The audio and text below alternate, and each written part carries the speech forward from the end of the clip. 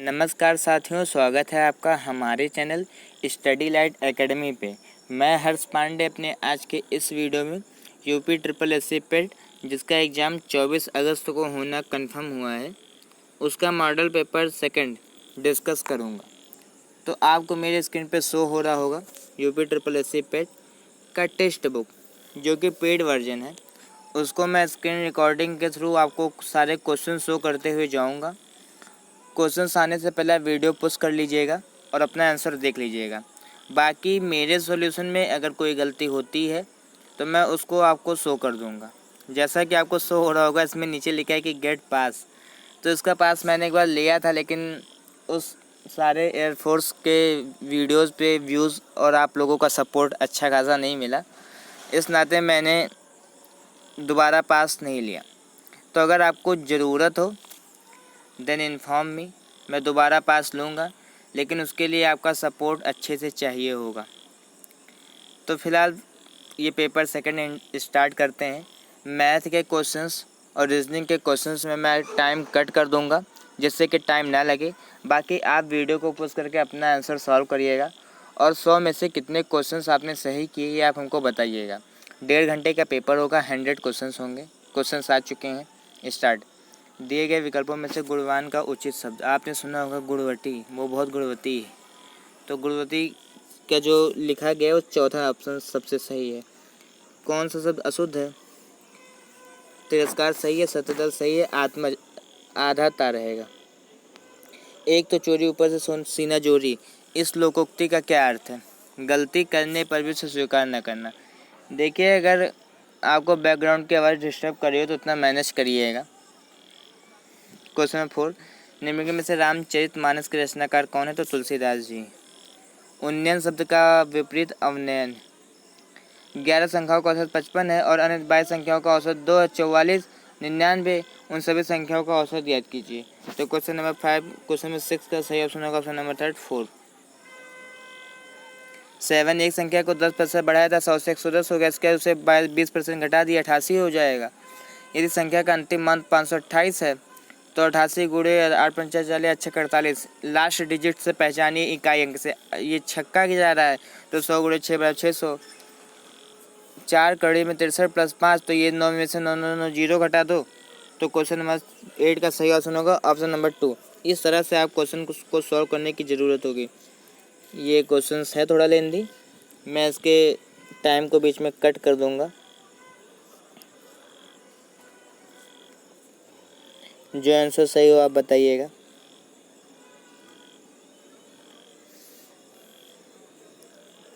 Last digit इसमें कितना आ रहा है? 5 15, लेकिन ऊपर 64, 125 गुणे 50 करिए, उसका 2% माइनस 75 को 5 से भाग दीजिए, 15 आएगा, उसको 3 करिए, फिर घटाइए। इस हिसाब से 125 गुणे 5 अगर 200 तो 2500, 5750। क्वेश्चन नंबर 10 का सही ऑप्शन होगा ऑप्शन नंबर 2 80। 11, यदि रेडमी एक नई कंपनी है, नोकिया वीवो ओप्पो, इसमें दिखाया गया गोल वाला है ओप्पो, चौकोर वाला नोकिया और त्रिभुजाकार वाला वीवो। यदि रेडमी एक नई कंपनी जो दिए गए महीनों के दौरान वीवो द्वारा बेचे गए फ़ोन की कुल संख्या का 20% फ़ोन बेचती है, तो पहले आपको वीवो को पूरा जोड़ना होगा कि वीवो है कितना। तो पहले महीने अप्रैल में वीवो 700, उसके बाद मई में वीवो 600, फिर जून में 650, फिर जुलाई में। तो इस तरह से आपको टोटल फिर इसका 20%। तो 11 का सही ऑप्शन होगा ऑप्शन नंबर 3। तो क्वेश्चन नंबर 12, जून में वीवो और नोकिया द्वारा बेचे गए फ़ोन की कुल संख्या। तो जून में नोकिया यानी कि चौकोर एंड वीवो यानी कि ये जो त्रिभुजाकार है, जून के मंथ में नोकिया का फ़ोन बिका है 350 और उसका बचा है 650, यानी कि टोटल 1000 हो गए इनके साथ ये के बीच का अनुपात। अच्छा, मैं ये मैथ के क्वेश्चन पे अपनी कमेंट्री को बंद कर रहा हूँ। आप अपना आंसर कमेंट करिएगा, मैं अपना कमेंट कर रहा हूँ। तो क्वेश्चन नंबर 12 का सही ऑप्शन होगा ऑप्शन नंबर 4। 13, जुलाई में बेचे गए वीवो फ़ोन अप्रैल में बेचे गए नोकिया फ़ोन की संख्या से कितना % कम है। तो जुलाई में भाई बेचा गया था वीवो वाला 350 और नोकिया के फ़ोन से अप्रैल में नोकिया का बिका था 500। तो इस हिसाब से कितना कम है, 300 कम है। 13 का ऑप्शन नंबर 4। दिए गए महीनों में ओप्पो द्वारा बेचे गए फ़ोन की औसत संख्या जितना है सारा जोड़ दो ओप्पो का, यानी कि गोल वाला 800, 400, 1200, 1200 के बाद 1700 और 1700 के बाद 1800, 1900, 1950 भागा 4 तो 14 का 3, 15। जून में नोकिया और ओप्पो द्वारा बेचे गए फ़ोन की कुल संख्या तथा जुलाई में वीवो और ओप्पो द्वारा बेचे गए फ़ोन की कुल संख्या के बीच का अंतर क्या है। तो जून में नोकिया और ओप्पो द्वारा बेचे गए कुल फ़ोन को पहले जोड़ दीजिए, फिर जुलाई में वीवो और ओप्पो द्वारा बेचे गए फ़ोन की कुल संख्या के बीच का डिफरेंस ज्ञात कर लीजिए।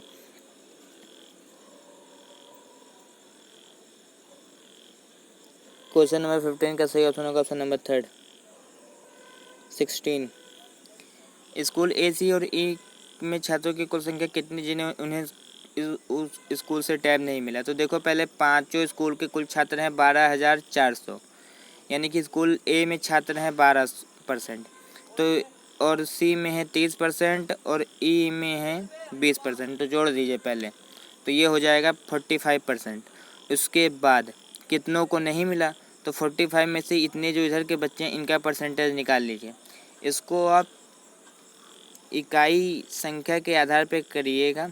बाकी क्वेश्चन में 8883 है तो आपको डबल तक जाना पड़ेगा और पॉसिबिलिटी के हिसाब से सेकंड एंड थर्ड में ज़्यादा पॉसिबिलिटी होगी। फिलहाल 16 का सही ऑप्शन होगा ऑप्शन नंबर 3। स्कूल ई में छात्रों की संख्या जिन्हें टैब नहीं मिला, ठीक है, 40% बच्चे 20%, यानी कि 12,400 यानी कि 2,480 में से 40% बच्चे को नहीं मिला टैब। उसके बाद और स्कूल सी में छात्रों की संख्या जिन्हें टैब मिला, यानी कि 1,240 को 3 बार ले जाइए, उसके बाद उसमें जो आएगा उसके 20% बच्चों को टैग मिला के बीच अनुपात क्या होगा। तो 17 का सही ऑप्शन होगा ऑप्शन नंबर 3। इस तरह से करने पे आपका जो टाइम मैनेजमेंट है वो यूपी ट्रिपल एससी के लिए तो ठीक है अगर आप स्लो भी करते हो, लेकिन बाकी अगर आप एसएससी या फिर एनटीपीसी CVT 2 की तैयारी करते हो तो आपको अपने टाइम पे फोकस करना होगा।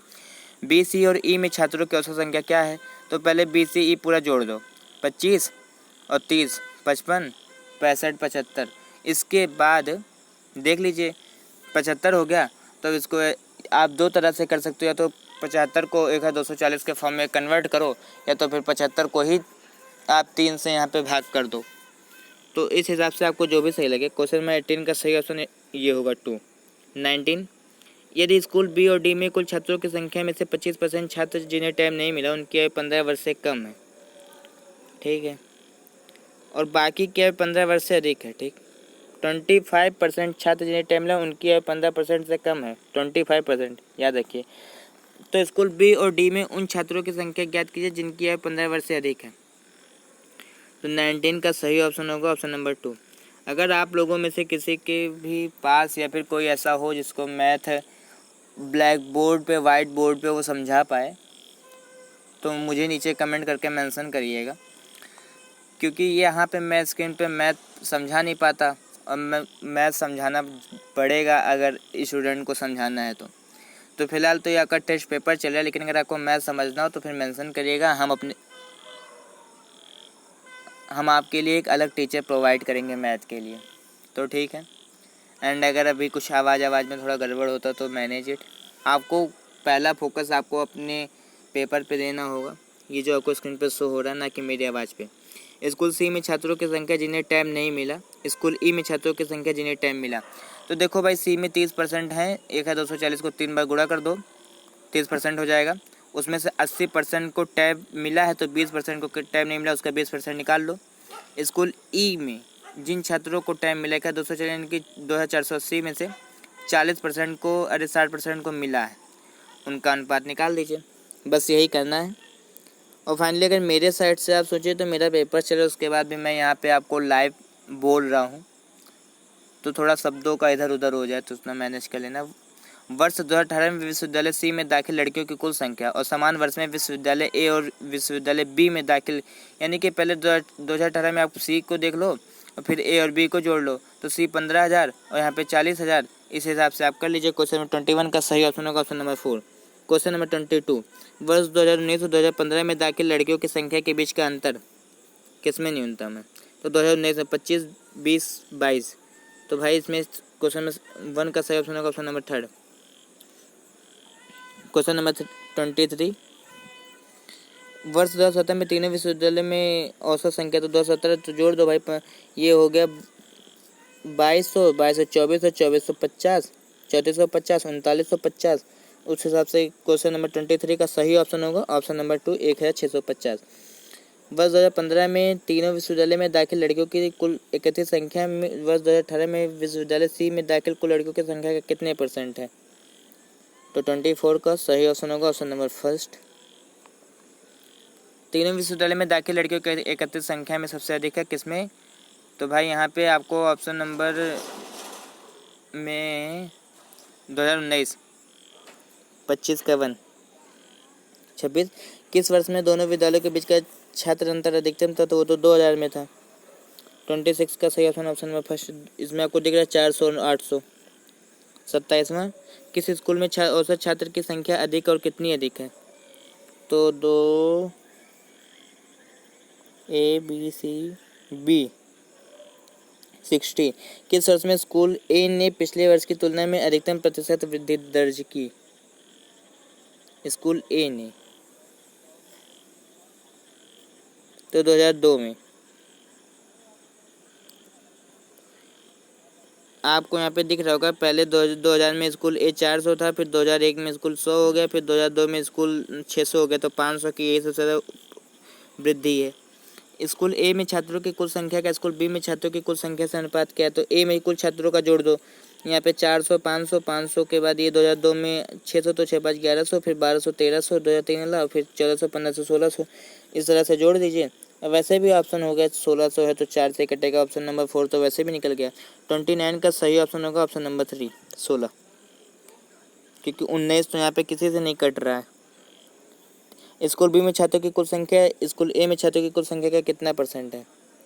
स्कूल बी में छात्रों की कुल संख्या स्कूल ए में, तो अभी आपने सबको कैलकुलेट किया तो उस हिसाब से % आप बता सकते हो। इसीलिए आप जब भी रब करो तो वो वाला क्वेश्चन जब तक पूरा ना हो जाए तब तक उसे हटाया मत करिए। क्वेश्चन 31, बाद में किस स्थान को सिराज ए हिंद, तो जौनपुर। अशोक को उनके शिलालेखों में आमतौर पर धर्मदेव चक्र प्रियदर्शी कहा जाता है। मानव में रक्तचाप की सामान्य शून्य सीमा 120/80। फरवरी 2001 में निम्नलिखित में से किस राज्य ने विश्व चैंपियनशिप धावक हेमा दास को उप पुलिस अधीक्षक नियुक्त किया? तो ये तो असम का है, जहाँ के CM है हेमंत बिस्व शर्मा। 35, भारत में गुड्स एंड सर्विस टैक्स, तो ये तो 1 जुलाई 2017 से, क्योंकि भारत का वित्त वर्ष इसी वर्ष से शुरू होता है। किस वर्ष में RBI का राष्ट्रीयकरण किया गया? 36 का सही ऑप्शन होगा ऑप्शन नंबर 3, 1949। 37, निम्नलिखित में से किसे दूसरे बुद्ध के रूप में जाना जाता है? आपको बताना है। पद्म संभव। मैं यहाँ पे थोड़ा जल्दी करते जा रहा हूँ क्योंकि यहाँ पे मेरे पेपर का भी टाइम ख़त्म हो रहा है, और बाकी आप अपने हिसाब से वीडियो को पुश करके या फिर वीडियो की स्पीड स्लो करके मैनेज कर लीजिएगा। 38, भारत में आवर्ती योजना 1978, जब योजना आयोग को रोका गया था। विश्व बैंक का मुख्यालय वाशिंगटन DC। देखो भाई, इसको ऐसे भी याद कर सकते हो कि जिसके पास ज़्यादा पैसा रहेगा वो वॉशिंग मशीन खरीदेगा, उसे कपड़ा वपड़ा धोने का मन नहीं करेगा, तो विश्व बैंक यानी कि पैसा ज़्यादा है भाई, तो वाशिंगटन। इसरो के वर्तमान तो डॉक्टर AK सिवन। जनवरी 2021 में भारत ने पहली स्वदेश निर्मित 9mm मशीन पिस्तौल विकसित की। इसे रक्षा अनुसंधान और विकास संगठन DRDO भारतीय सेना द्वारा संयुक्त रूप से विकसित किया गया। तो हथियार का क्या नाम है? ये तो मैंने अपने करंट अफेयर के वीडियोज़ में आपको बताया था, अस्मी। ऐसे क्वेश्चंस आपके लिए बहुत इंपॉर्टेंट साबित होने वाले, तो ऐसे क्वेश्चंस को और अपने लास्ट 6 मंथ के करंट अफेयर को कवर जरूर करिएगा। क्वेश्चन नंबर 42, वोल्गा से गंगा, ये कौन लिखा था? तो 42 का सही ऑप्शन होगा ऑप्शन 2, कैफी आजमी। 43, सिविल सेवा दिवस कब मनाया जाता है? तो इसका ऑप्शन होगा 21 अप्रैल। सिंधु सभ्यता का सबसे बड़ा भारतीय स्थल कौन सा है? तो सिंधु सभ्यता का सबसे बड़ा भारतीय स्थल है राखी गढ़ी। और लोथल क्या है? एयरपोर्ट, अरे वो पत्तन था उस समय का। ग्रेफाइट क्या है? तो ग्रेफाइट होती है अधातु। बहुत इंपॉर्टेंट क्वेश्चन है ये। जून 2021 में निम्नलिखित में से किसने इंडेक्स फंड लॉन्च करने की घोषणा की? तो 46 का नवी म्यूचुअल फंड। देखिए, मैं इधर उधर की बात बिल्कुल नहीं कर रहा, पूरे पेपर को कंटिन्यू करवा रहा हूँ बहुत कम टाइम में। तो इसको करके आप लोग चैनल को सब्सक्राइब करके वीडियो को लाइक कर दीजिएगा। 47, दूध को दही लैक्टोबैसिलस बनाता है। दूध को दही में बदलने के लिए किस जीवाणु का प्रयोग किया जाता है? लैक्टोबैसिलस। 48, मुगल साम्राज्य के दौरान जजिया कर लगाया जाता था। तो जो जजिया कर वो था जो विपरीत धर्म, यानी कि मुगल साम्राज्य मुस्लिम धर्म को सपोर्ट करता था। तो हिंदू धर्म के लोगों पर मंदिर में जाने के लिए जो पैसा लगाया जाता था कि आपको अगर मंदिर में पूजा करनी है तो आपको उसके लिए पैसा देना पड़ेगा, यानी कि गैर मुस्लिम नागरिक। रामसे मैकडोनल्ड पुरस्कार निम्नलिखित में से किस घटना से संबंधित है? तो 49 का सही ऑप्शन होगा option number 2, Poona pact. Question number 50, छोटी जल की बूंदों द्वारा सूर्य के प्रकाश के कारण इंद्रधनुष का ये तो होता है परावर्तन के कारण, विक्षेपण के कारण। ज्ञानपीठ पुरस्कार जीतने वाली पहली महिला कौन थी? तो ये थी आशापूर्ण देवी। लूसेंट के पहले पेज पे इसका आंसर है।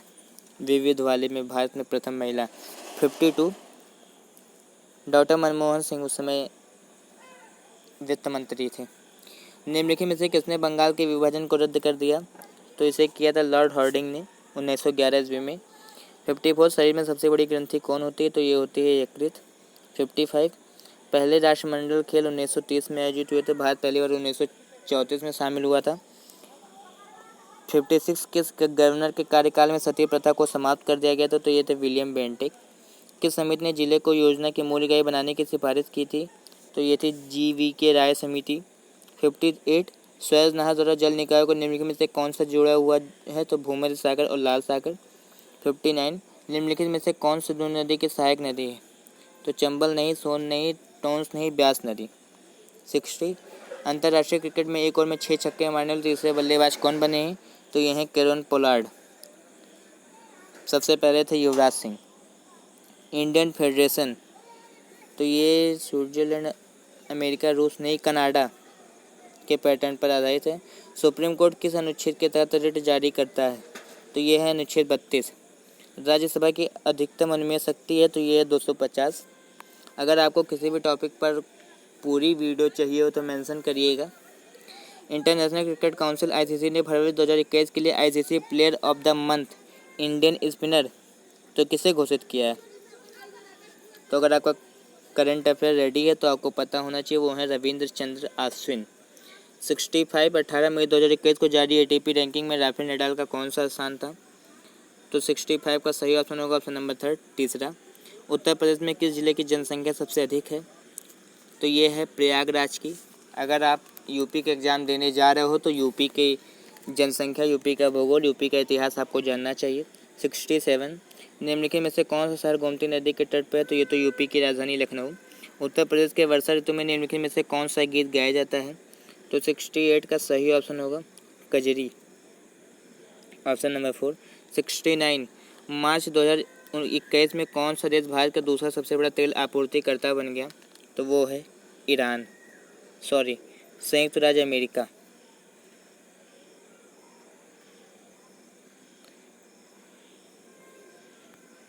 क्वेश्चन नंबर 70, बनारस हिंदू विश्वविद्यालय की स्थापना किसने की? मदन मोहन मालवीय ने की। उत्तर प्रदेश के राज्य में कौन सा जनपद तेल रिफाइनरीज के लिए प्रसिद्ध है? तो मथुरा है। जोग फॉल किस राज्य में स्थित है? तो कर्नाटक में स्थित है, शरावती नदी पर। समाजवादी स्वरूप को स्थापित करने का निर्णय किस पंचवर्षीय योजना के तहत लिया गया? तो 2, द्वितीय पंचवर्षीय योजना। उत्तर प्रदेश के किस रेलवे स्टेशन का नाम बदलकर माँ बारह देवी? तो ये है रामपुर रेलवे स्टेशन का नाम। चंद्रशेखर आजाद पक्षी अभयारण्य उत्तर प्रदेश का एक रामसर स्थल है, या उत्तर प्रदेश के किस जिले में है? तो देखो, चंद्रसर जो है ये उन्नाव में है। 76, 75 का 3, 76। 1942 में कांग्रेस के बॉम्बे अधिवेशन में भारत छोड़ो का प्रस्ताव नेहरू ने पेश किया था। निम्नलिखित में से किस क्विक सिल्वर के नाम से किसे जाना जाता है? तो क्विकसिल्वर के आंसर पारा को जाना जाता है। 78 भारतीय संविधान के निम्नलिखित किस भाग के तहत निजता के अधिकार का उल्लेख किया गया है? तो निजता के अधिकार का उल्लेख भारत के संविधान के भाग 3 में आता है। 79 रामायण क्रूज टूर। पहले वैसे भी क्वेश्चन में आपको उत्तर प्रदेश के अयोध्या से हो रहा है, तो उत्तर प्रदेश के अयोध्या में सरयू नदी बैठती है। अंडमान और निकोबार द्वीप समूह में सबसे ऊंची चोटी कौन सी है? तो ये है सैंडल पीक। सड़क पर एक के बाद 47 व्यक्ति चल रहे हैं, एक के बाद एक। हार्दिक सामने से 23वां है, सैम पीछे से 31वां है। ठीक है भाई, देखो सैम पीछे से 31वां तो आगे से 16वां है। सैम और मनोज के बीच में 2 व्यक्ति चल रहे हैं, ठीक है, और मनोज सैम से पीछे चल रहा है। तो सैम पीछे से 31 है, तो वो जो है वो भी पीछे से 33 है, तो दोनों के बीच में डिफरेंट हार्दिक और मनोज के, तो 33 माइनस ये है। तो क्वेश्चन में 81 का सही ऑप्शन होगा ऑप्शन नंबर 2। 82 एक तस्वीर में महिला की ओर इशारा करते हुए पुरुष कहता है कि वह मेरे पिता की पत्नी है, तो क्या हुई? उसकी माँ हुई। देखो इसमें 9 से 28 हुआ, 18 से 55, तो 9 तरीक से 28, 27 प्लस 1 28, 58 58 54 प्लस 1 55, यानी कि 3 गुना हो रहा है, फिर 1 बढ़ रहा है, तो 25 या 75, एक 76 चाहिए। सी और डी, फिर 10 गुना 30 प्लस 1 चाहिए, यानी कि ऑप्शन नंबर 4।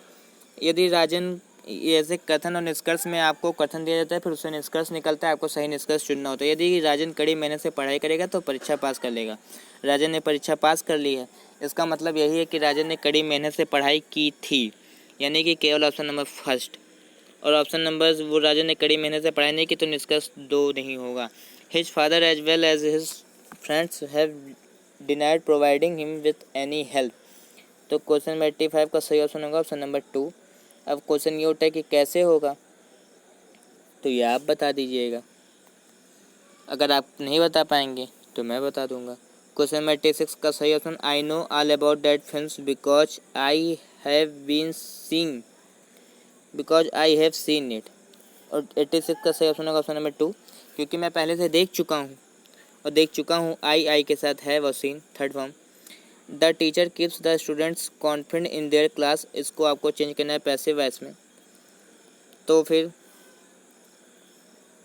ये सेंटेंस से आपको पता चल रहा होगा कि नॉर्मली लिखा गया है सिंपल प्रेजेंट टेंस में, तो इसको जब आप पैसिव वॉइस में चेंज करोगे तो आप इज एम आर लगाओगे, और स्टूडेंट्स हैं यानी कि प्लूरल, तो आर लगाओगे। 88 रिजोल्यूशन का आपको बताना है सिनोनिम्स, यानी कि पर्यायवाची शब्द, तो क्वेश्चन में 88 का सही ऑप्शन होगा इंटेंशन, यानी कि इरादा। कोऑपरेट यानी कि मतलब कोशिश करो, तो प्रोटेस्ट यानी कि विरोध करो।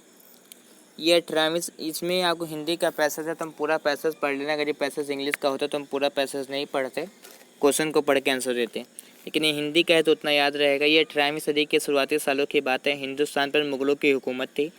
जैसे आज दिल्ली देश का केंद्र है, वैसे उस समय भी दिल्ली का दरबार मुल्क का सेंटर हुआ करता था।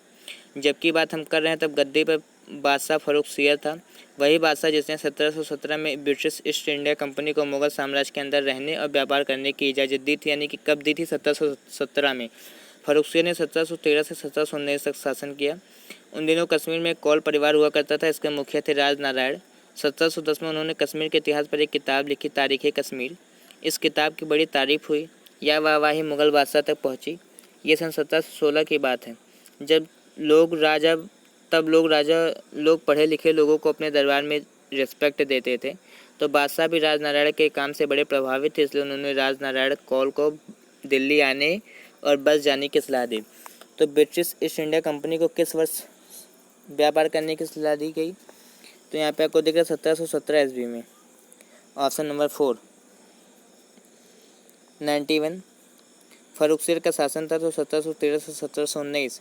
मैं पैसेज फिर से शो कर रहा हूँ, आप अपना आंसर चेक कर लीजिएगा। तारीख़ कश्मीरी में क्या था? कश्मीर का इतिहास। मुगलों के समय मुल्क का सेंटर क्या हुआ करता था? दिल्ली दरबार। राजनारायण कौल की किस बात से प्रभावित होकर बादशाह ने उसे? तो लेखन से। अब यहाँ से पैसेज बदल गया तो फिर से पैसेज पढ़ना पड़ेगा। भारतीय संस्कृति में प्रणाम का अत्यधिक महत्व है। यह अपने बड़े श्रद्धेय तथा आदरणीय जनों के प्रति आत्मीयता का प्रतीक है। प्रणाम में केवल दोनों हाथों को जोड़कर झुकना ही नहीं होता, अपितु शुद्ध अंतर्मन से प्रणाम के जो स्वर निकलते हैं वे शब्द की महत्ता को चरितार्थ भी करते हैं। प्रणाम में जब जब हाथों को जोड़ा जाता है तो यह सदस्यता का प्रतीक है। निष्ठुर व्यक्ति कभी हाथ नहीं जोड़ता, क्योंकि दूसरों के प्रति सम्मान का भाव उसमें कभी नहीं होता। माता पिता के अतिरिक्त समाज के सभी वृद्धजनों, अतिथियों, साधु संतों को अपने परंपरा के अनुसार प्रणाम करना मानव धर्म है। प्रणाम के सभी संबंध में मनु की मान्यता है कि वृद्धजनों व माता पिता को जो नित्य सेवा प्रणाम से प्रसन्न रखता है, उसकी आयु, विद्या, यश और बल चारों में वृद्धि होती है। जाने अनजाने कई बार बड़े लोगों की उपेक्षा हो जाती है। यदि बड़ों को सम्मान मिलता रहे तो घर में सुख, समृद्धि, प्रेम और समता का भाव विकसित होता है। प्रणाम भारतीय संस्कृति का एक ऐसा उपहार है जो क्रोध को मिटाता है, आदर सिखाता है, लोगों के आंसू धोता है। तो इसका उचित शीर्षक क्या होगा? तो ये होगा प्रणाम का महत्व। 95 का ऑप्शन नंबर 3। आपको जो लगता है वो आप लगा सकते हो। गद्यांश के अनुसार निष्ठुर व्यक्ति कभी हाथ क्यों नहीं जोड़ता? क्योंकि उसे दूसरे के प्रति रिस्पेक्ट की भावना नहीं होती। Option number 2। इनमें से प्रणाम किसका महत्व नहीं है? तो आत्मीयता का है, सदस्यता का है, सम्मान का है, अपमान का नहीं है। आयु, विद्या, यश और बल में वृद्धि किसके द्वारा होती है? तो जो वृद्धजनों की सेवा करते हैं, जो माता पिता को नित्य प्रणाम से प्रसन्न रखते हैं, जो लोगों के प्रति निष्ठुर हैं। तो 1 और 2, ऑप्शन नंबर 4। बड़ों का सम्मान करने से घर में किसकी होती है? तो सुख, समृद्धि, प्रेम, समता सभी की वृद्धि होती है। उस विकल्प का चयन करें जो 3 अन्य प्रतिक्रियाओं से अलग है। तो कोणार्क मंदिर के लिए प्रसिद्ध है, मदुरै मंदिर के लिए प्रसिद्ध है, दिलवाड़ा मंदिर के लिए, एलोरा गुफा के लिए प्रसिद्ध है। यहाँ पे हमने पूरे क्वेश्चंस को सॉल्व कर दिया है। अगर सारे क्वेश्चन सही जाते हैं तो फिर सॉल्यूशन को दिखाने की ज़रूरत नहीं होगी। अगर सारे क्वेश्चन सही नहीं जाते हैं तो जो क्वेश्चन गलत जाएगा मैं उसे शो कर दूंगा। बाकी रिजल्ट आने वाला है। अगर आपको वीडियो पसंद आई हो तो चैनल को सब्सक्राइब करके वीडियो को लाइक कर दीजिएगा। एंड हमारे चैनल पे ऐसे टेक्स्ट बुक आपकी बहुत सारी वीडियोस पहले से अवेलेबल हैं और हमारे चैनल पे आने वाले टाइम में अलग अलग सब्जेक्ट, अलग अलग टीचरों द्वारा कंप्लीट कोर्स लाया जाएगा। तो फिलहाल अपनी तैयारी को बूस्ट करने के लिए और अपने तैयारी को चेक करने के लिए हमारे चैनल स्टडी लाइट एकेडमी को सब्सक्राइब करके वीडियो को लाइक कर दीजिएगा।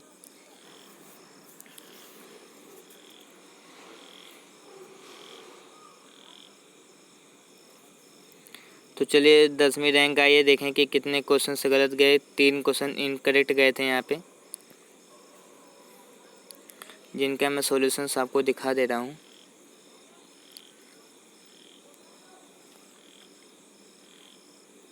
ये होगा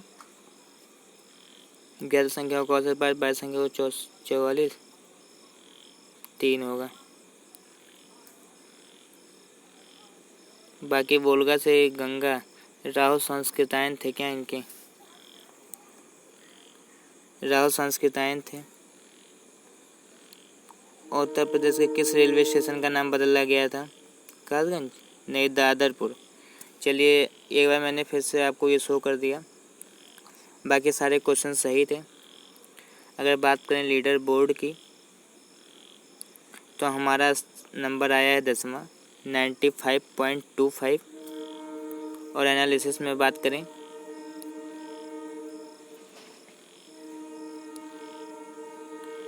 टाइम की बात करें तो हमने टाइम सबसे कम लिया है। आधे घंटे में हमने पूरे 100 क्वेश्चन को सॉल्व कर दिया। इनकरेक्ट हालांकि हमारे गए ज़रूर 3 क्वेश्चन। 10वीं रैंक आई है 80,000 बच्चों में। चलिए ठीक है, ऐसे और वीडियो के लिए हमारे चैनल को सब्सक्राइब करके वीडियो को लाइक कर दीजिएगा। अगर वीडियो पसंद आई हो, आज की इस वीडियो को देखने के लिए आपका बहुत बहुत धन्यवाद।